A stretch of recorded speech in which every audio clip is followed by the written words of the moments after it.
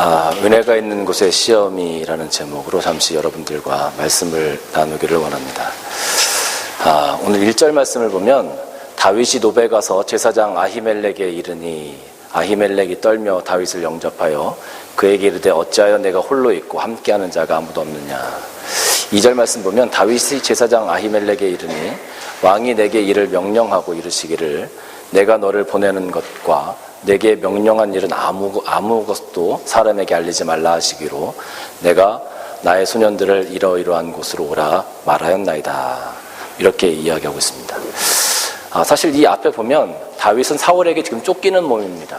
사울이 어떻게 하면 다윗을 죽일 수 있을까를 많이 고민하고 될 수 있으면 다윗을 잡아 죽이려고 많은 자들에게 알렸고 또 사울의 부하들이 다윗이 어디 있는 곳을 알리기만 하면 사울이 쫓아가서 다윗을 죽이려고 모든 준비를 마쳐놓은 상황이었습니다. 다윗은 사울의 계략을 알고 그곳을 피해서 지금 도망을 가고 있는 길입니다. 도망을 가다가 놉성이라는 곳에 이르게 됩니다. 놉성에 이르러서 아히멜렉이라는 제사장을 만나서 상황을 이야기합니다. 근데 상황을 이야기할 때 가만히 보니까 제사장 아히멜렉에 이르니 아히멜렉이 떨며 다윗을 영접하여 그에게 이르되 어찌 내가 홀로 있고 함께 있는 사람이 없느냐 했더니 왕이 내게 이를 명령하고 이르시기를 내가 너를 보내는 것을 다른 사람에게 알게 하지 마라. 이렇게 얘기했다고 합니다. 사실 어떻게 보면 지금 다윗은 작은 거짓말을 하고 있는 셈입니다. 지금 도망가고 있는 길인데 지금 도망자의 이 길 가운데서 이 여정에서 자기를 도와줄 자가 아무도 없다고 생각을 했었던 것 같아요. 그래서 다윗은 그 상황을 모면하고자 지금 아히멜렉에게 작은 거짓말을 하고 있습니다. 그런데 이 거짓말이라는 것이 이 작은 거짓말이 나중에 엄청난 결과를 가져오게 됩니다. 우리가 일반적으로 살아가면서 이 작은 것 하나쯤 어떨까 이렇게 생각하고 넘어가는 경우가 참 많이 있습니다. 이 정도는 우리가 그냥 유도리라고 생각할 수 있는 부분이 아닐까. 우리가 죄를 지으면서도 작은 거짓말을 하면서도 이 정도는 괜찮겠지 하고 넘어가는 경우가 참 많죠. 그러나 그 작은 잘못이, 작은 죄가 어떤 때는 나의 삶 전체를 흔들 수가 있는 그런 어떤 가시가 되기도 하고요. 교회 전체를 흔들 수 있는 그런 문제가 되기도 하고요. 여러분, 우리가 퍼즐을 맞출 때 1000개짜리 퍼즐이 있어요. 1000개짜리 퍼즐이 있는데 그 중에서 작은 조각 하나, 이거 하나쯤 없으면 어때? 하고 우리가 신경 쓰지 않으면 그 퍼즐을 다 맞춰놔도 결국은 그 퍼즐이 완성되지 못하는 것처럼 우리가 쉽게 생각하는 그 작은 것 하나가 우리의 삶을 망칠 수도 있고 우리의 삶을 더 풍요롭고 은혜스럽게 만들 수 있다는 것을 분명히 알아야 합니다. 그래서 우리가 이 땅에서 살아가면서 작은 죄에도 굉장히 민감해야 되는 이유가 바로 여기 있습니다. 작은 죄에 민감하지 않으면 큰 죄에도 민감할 수 없습니다. 작은 죄가 쌓여서 결국은 큰 죄가 되기 때문에 그렇습니다. 하나 괜찮으면 둘이 괜찮고 둘이 괜찮으면 셋이 괜찮게 됩니다. 많은 사람들은 자기 자신에게 굉장히 관대합니다. 타인에게는 굉장히 엄격하죠. 그런데 하나님께서는 오히려 우리 자신들에게 조금 더 엄격하라고 말씀하시는 것 같습니다. 그리스도인들이 이 땅에 살아가면서 조금 더 엄격한 잣대를 가지고 내 스스로를 돌아볼 수 있는 그런 삶, 그런 삶이 사실은 우리 그리스도인들에게 요구되어지는 현대의 삶이라고 할 수 있습니다. 다윗은 지금 여기서 작은 거짓말을 하지만 나중에 이 거짓말 때문에 놉성에 살고 있는 85인의 제사장들이 다 죽임을 당하게 되어지는, 또 그 가족들까지, 그 소유까지 다 죽임을 당하게 되어지는 그런 엄청난 결과가 나중에 생겨지게 됩니다. 그래서 우리는 이 작은 것이라 할지라도 하나님 앞에서 죄가 되는 것이 있다면, 하나님 앞에서 잘못되는 것이 있다면, 내 신앙 가운데 걸리끼는 것이 있다면 작은 것이라도 우리 심령 가운데서 다 캐내어야만 하는 겁니다. 그것이 우리 심령 가운데 쓴뿌리로 남지 않도록 오늘 우리는 기도하면서 나의 작은 죄까지도 하나님 앞에 내놓아야만 되는 것이죠. 그것이 오늘날 바른 그리스도인으로서, 또 하나님의 은혜를 경험하는 그리스도인으로서, 이 땅에서 하나님의 사명을 감당하는 그리스도인으로서 살아가는 모습이 될 것입니다.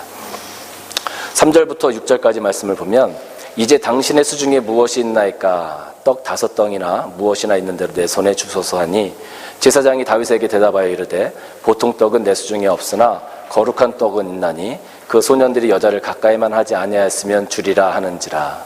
다윗이 제사장에게 대답하여 이르되 우리가 참으로 3일 동안이나 여자를 가까이 하지 아니하였나이다.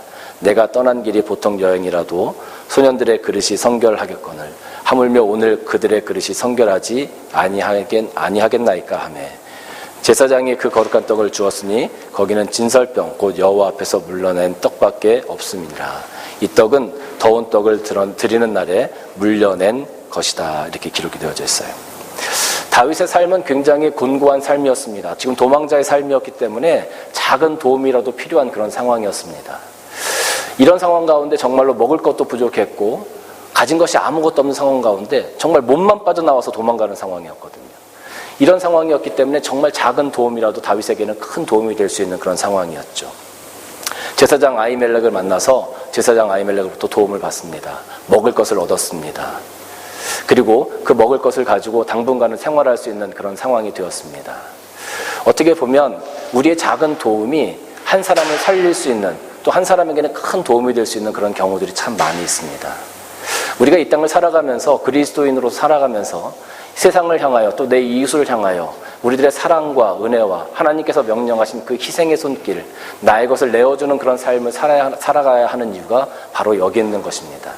우리가 베푸는 손길은 작은 손길이지만 그것을 받는 입장에서는 그것이 그 삶을 살릴 수도 있는 큰 도움이 될 수도 있기 때문에 그렇습니다. 아까는 작은 죄에 대해서 우리가 생각을 했다면 지금은 우리가 행하는 작은 선에 대해서 한번 생각을 해볼 때라고 생각이 듭니다. 여러분 삶 가운데 여러분들이 지금 작은 선을 여러분들 이웃들에게 여러분 삶 가운데 행하고 계십니까? 여러분 자신만을 위해서 살고 계시지 않습니까? 여러분들의 이웃을 위해서 또 내가 함께하는 성도들을 위해서 여러분들이 작은 선을, 작은 희생을, 작은 사랑을, 작은 은혜를 지금 여러분 베풀고 계십니까? 그러한 것들을 여러분 감당하고 계십니까? 한번 여러분의 삶을 되돌아보십시오.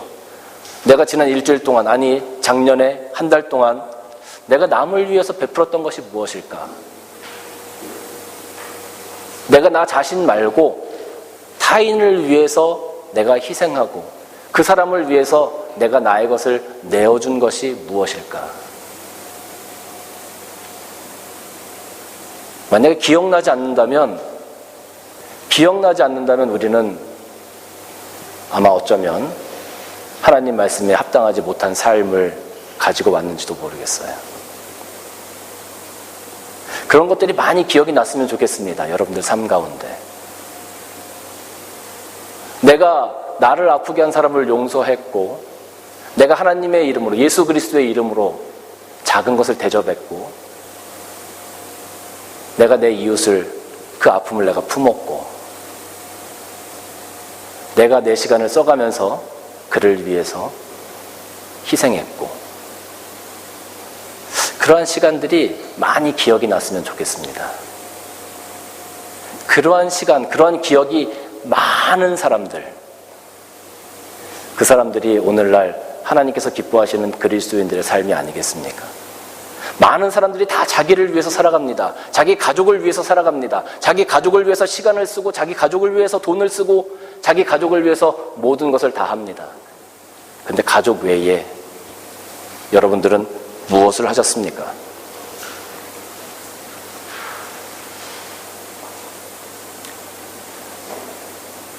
여러분들이 매주마다 교회 나와서 예배드리고 하나님 앞에서 은혜를 경험하고 하나님과 함께 동행한다고 이야기합니다.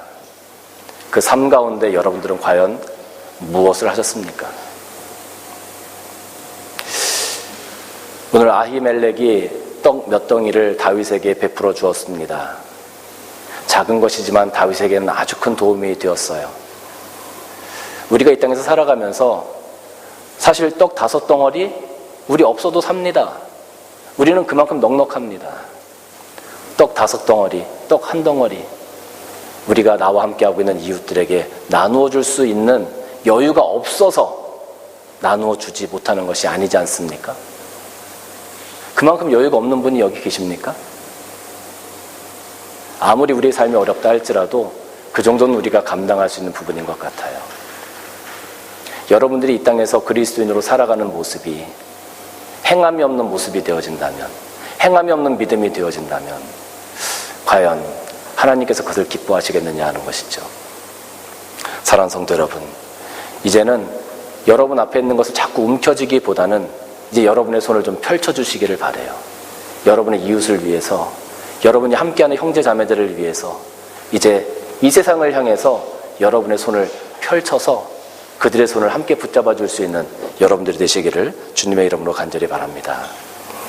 7절 말씀 보면 이날에 사울의 신하 한 사람이 여호와 앞에 머물러 있었는데 그는 도액이라 이름하는 에돔 사람이요 사울의 목자장이었더라 그랬습니다. 이 에돔 사람 도액에 대해서는 두 가지 의견이 있습니다. 신학자들 가운데 두 가지 의견이 있는데, 첫째는 뭐냐면 여기 분명히 보니까 에돔 사람이라 그랬어요. 그런데 하나님 여호와 앞에 머물러 있었다라고 기록하고 있어요.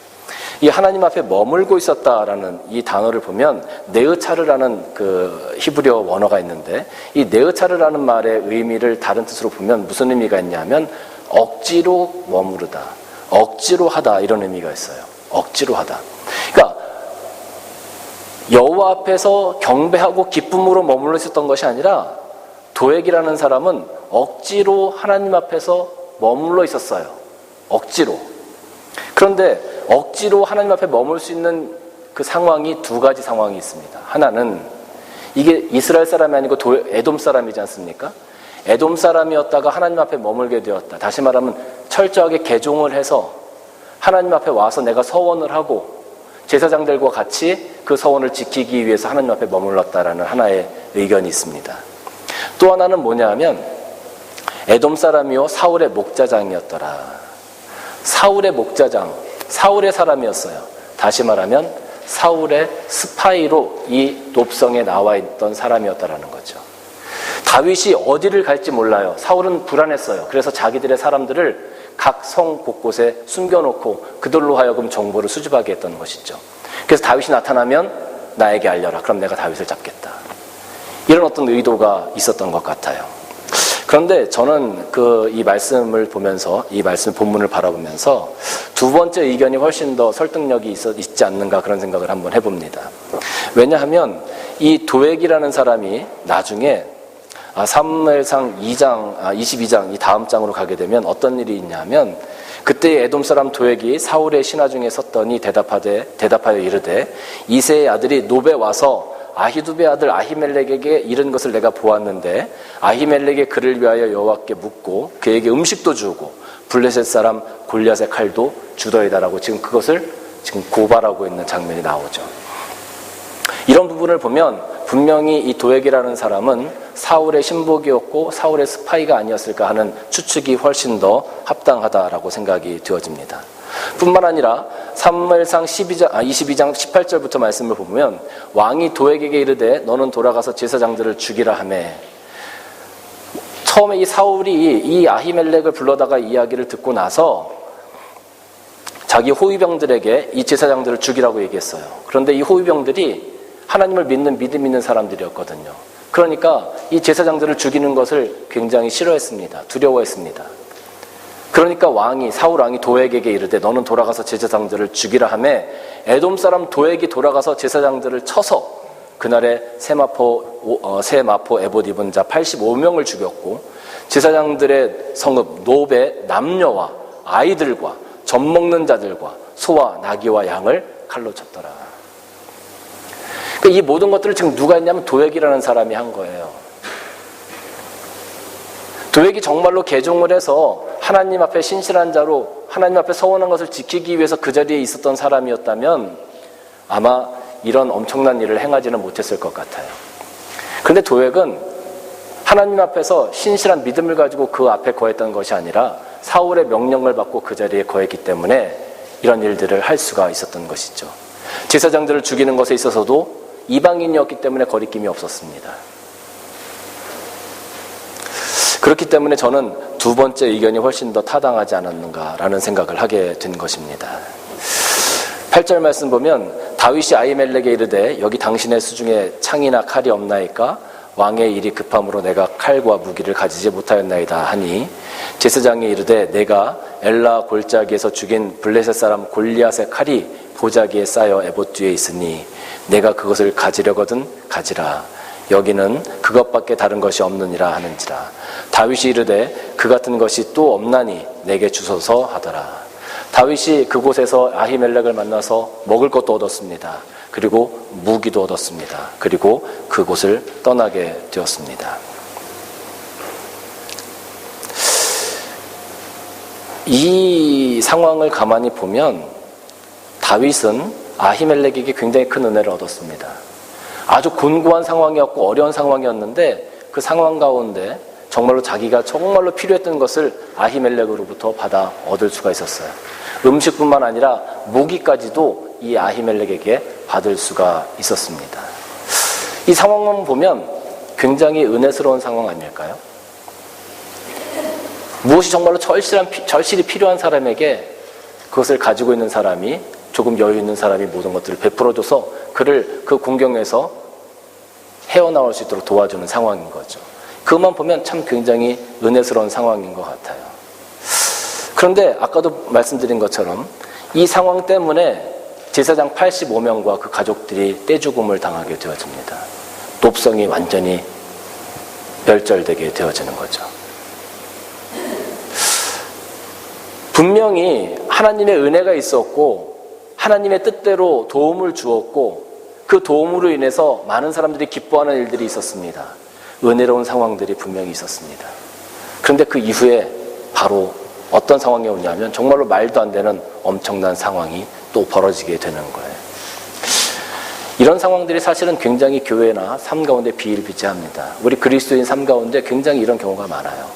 왜냐하면 사탄은 언제나 우리로 하여금 은혜의 자리에 서지 못하도록 우리를 계속 흔들기 때문입니다. 무슨 말씀이냐 하면 사탄은 우리들이 하나님에게 은혜를 받아서 하나님으로부터 사랑을 받아서 그 은혜의 자리에 서서 하나님을 경배하고 예배하는 것을 견디지 못해요. 사탄은 하나님으로부터 사랑을 받을 수 없는 존재이기 때문에 그래요.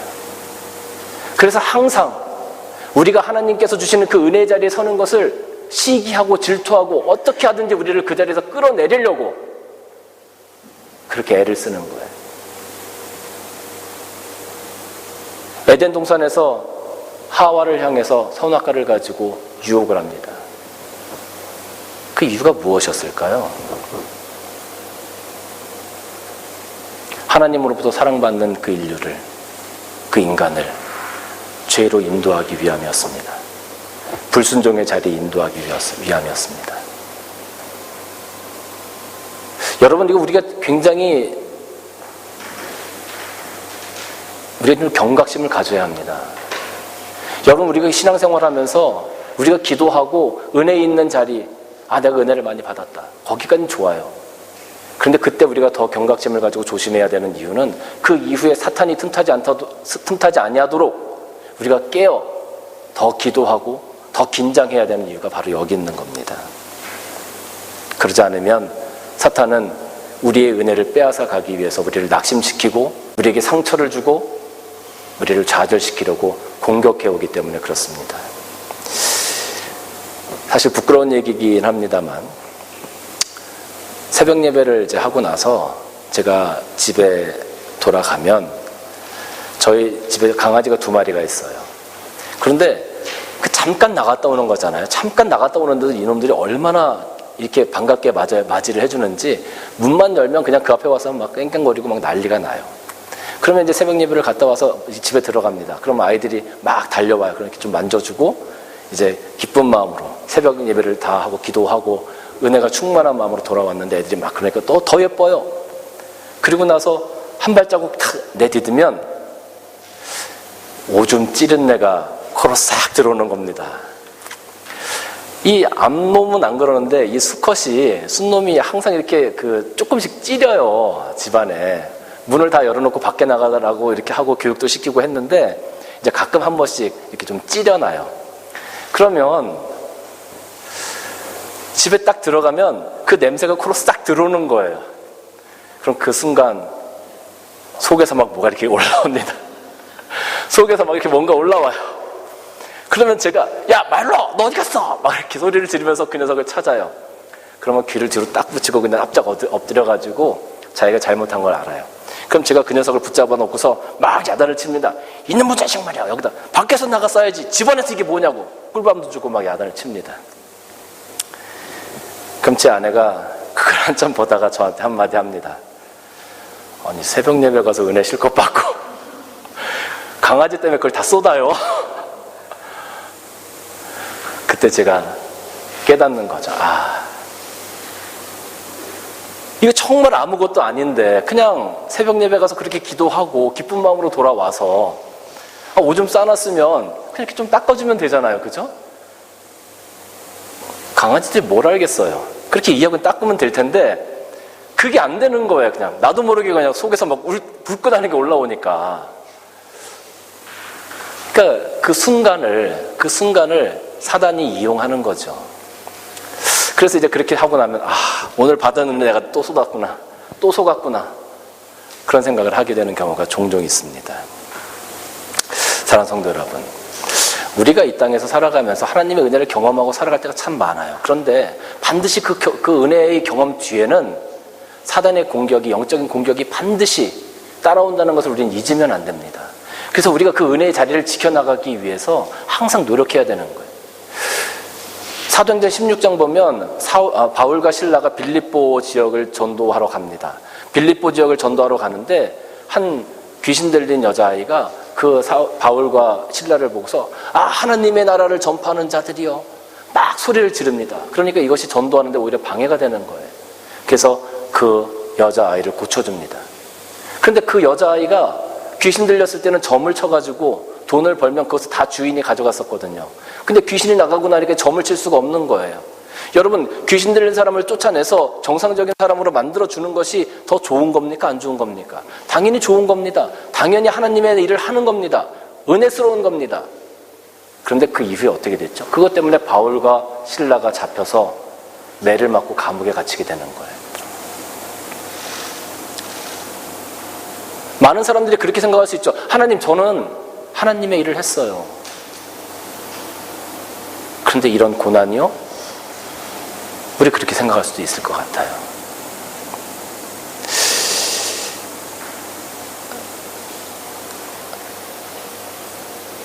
사무엘상 30장 말씀, 29장 30장 말씀을 보면 어떤 말씀이 있냐면, 다윗이 사울에게 쫓겨서 블레셋 사람의 땅으로 들어가게 돼요.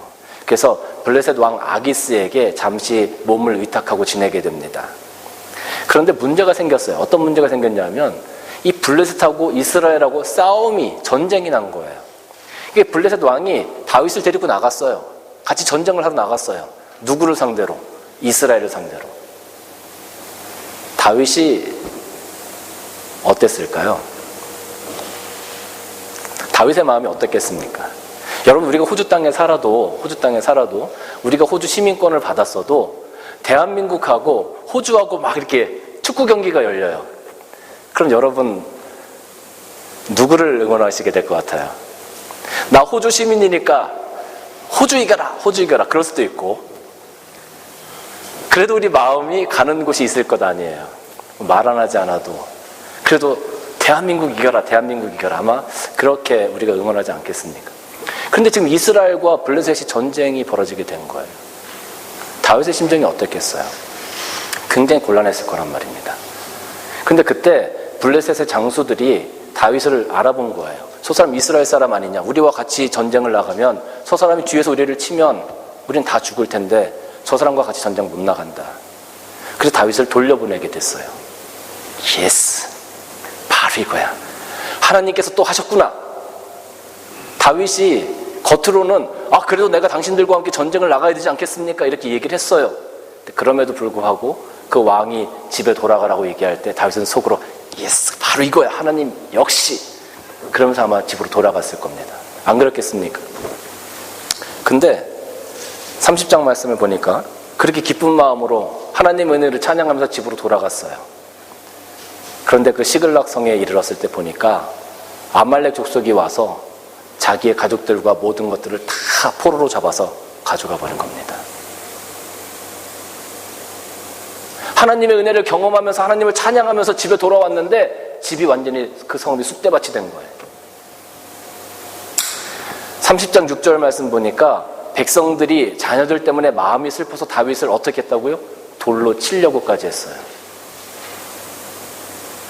다윗과 함께 전쟁터에 나가서 목숨을 걸고 싸웠던 그 백성들이 자기 가족들이 다 붙잡혀간 것을 보고 다윗 때문이라고 다윗을 돌로 치려고 했다는 거예요. 그 상황 가운데. 다윗의 마음이 어떻겠습니까?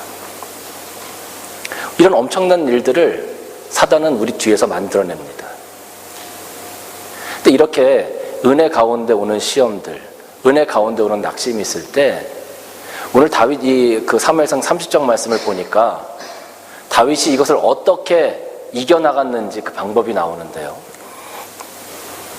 30장 7절 말씀부터 보니까 이렇게 기록이 되어져 있어요.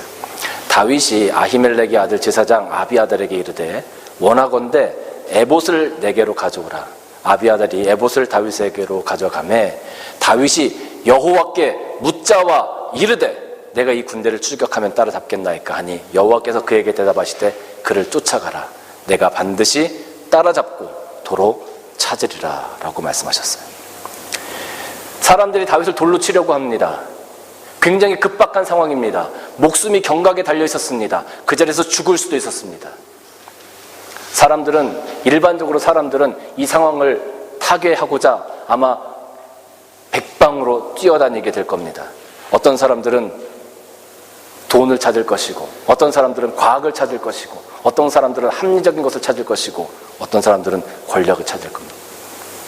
근데 다윗은 그런 것들을 바라보지 않았습니다. 은혜 가운데 오는 시험이 있을 때 다윗이 선택한 것은 하나님 앞에 엎드려 기도하는 것이었습니다. 엎드려 기도하는 것.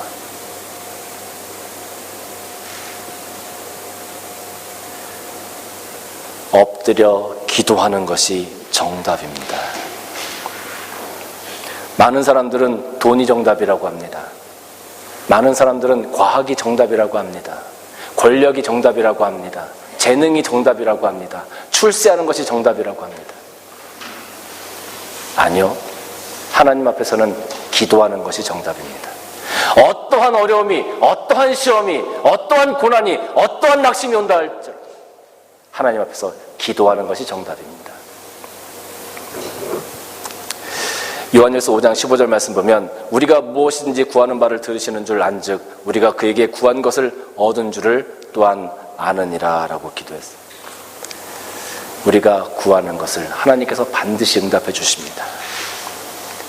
여러분이 은혜 가운데 은혜를 경험하고 나서 그 은혜의 자리를 지키고자 애쓰고 힘쓰며 하나님 앞에 기도하고 나아가면 하나님께서 반드시 그 은혜의 자리에 여러분들을 서게 하실 것입니다.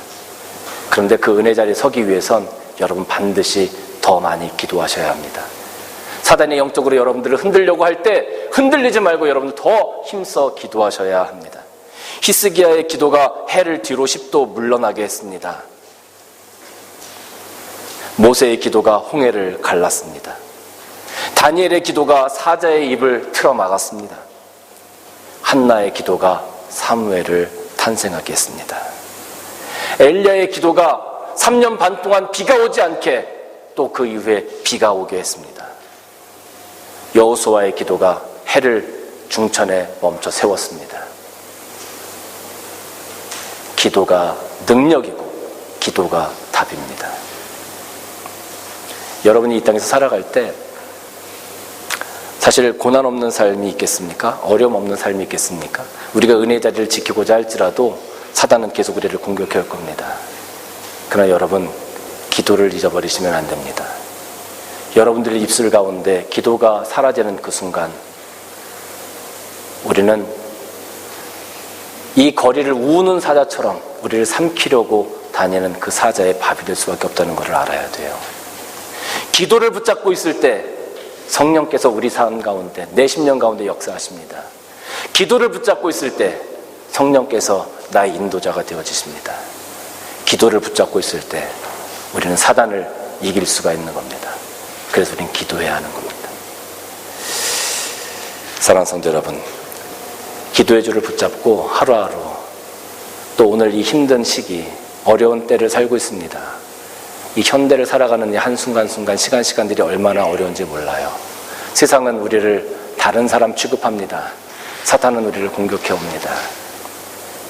이런 어려운 때에 기도를 붙잡고 여러분의 삶을 지혜롭게 하나님 앞에 이끌어 가시는 여러분들 되시기를 주님의 이름으로 간절히 축원합니다.